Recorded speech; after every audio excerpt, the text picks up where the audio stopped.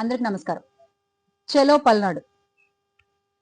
ఆనాడు వైఎస్ఆర్ గారు తలపెట్టిన ప్రజా ప్రస్థానం పాదయాత్ర కాంగ్రెస్ అనుమతితోనే జరిగిందా?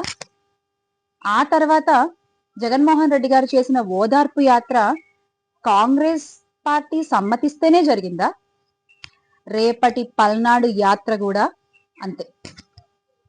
ప్రజాక్షేమం కోరుకునే ప్రజా నాయకుల్ని ఆ ప్రజల దగ్గరికి వెళ్లకుండా ఎవ్వరూ ఆపలేరు. అలాగే జగన్మోహన్ రెడ్డి గారి నుంచి జనంని, జనం నుంచి జగన్మోహన్ రెడ్డి గారిని ఎవ్వరూ వేరు చేయలేరు.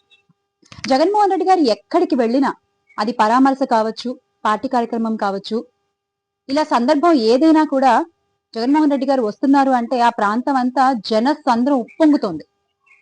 దీన్ని బట్టి చూస్తే రాష్ట్ర ప్రజలందరూ కూడా జగన్మోహన్ రెడ్డి గారు వెనకాలే ఉన్నారన్న సత్యం పదే పదే బహిర్గతమవుతోంది.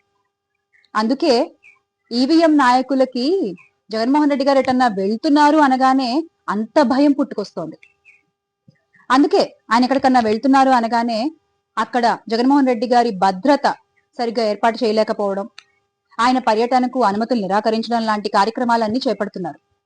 అందులో భాగంగానే జగన్మోహన్ రెడ్డి గారు రేపు సత్తెనపల్లి మండలంలోని రెంటపాళ్లలో పర్యటన చేస్తాను అనగానే ఆ పర్యటనకి ఆటంకాలు కలిగిస్తున్నారు. పోలీసుల వేధింపులు తాళలేక, తట్టుకోలేక, భరించలేక నాగమల్లేశ్వరరావు అనే వ్యక్తి ఆత్మహత్య చేసుకుంటే ఆ కుటుంబానికి భరోసా ఇవ్వడానికి జగన్మోహన్ రెడ్డి గారు అక్కడికి వస్తున్నారు అనగానే మీకెందుకింత భయం? కూటమి నాయకులు ఎందుకింత భయపడుతున్నారు? ఎందుకింత వణికిపోతున్నారు? పల్నాడు ప్రజలు జగన్మోహన్ రెడ్డి గారికి పలికే స్వాగతం చూసి ఓర్వలేక, లేకపోతే పులివెందుల పౌరుషం అడిగే ప్రశ్నలకి మీ దగ్గర సమాధానం లేక? ఏది ఏమైనా కూడా రేపటి జగన్మోహన్ రెడ్డి గారి పల్నాడు పర్యటనని ఎవ్వరూ ఆపలేరు.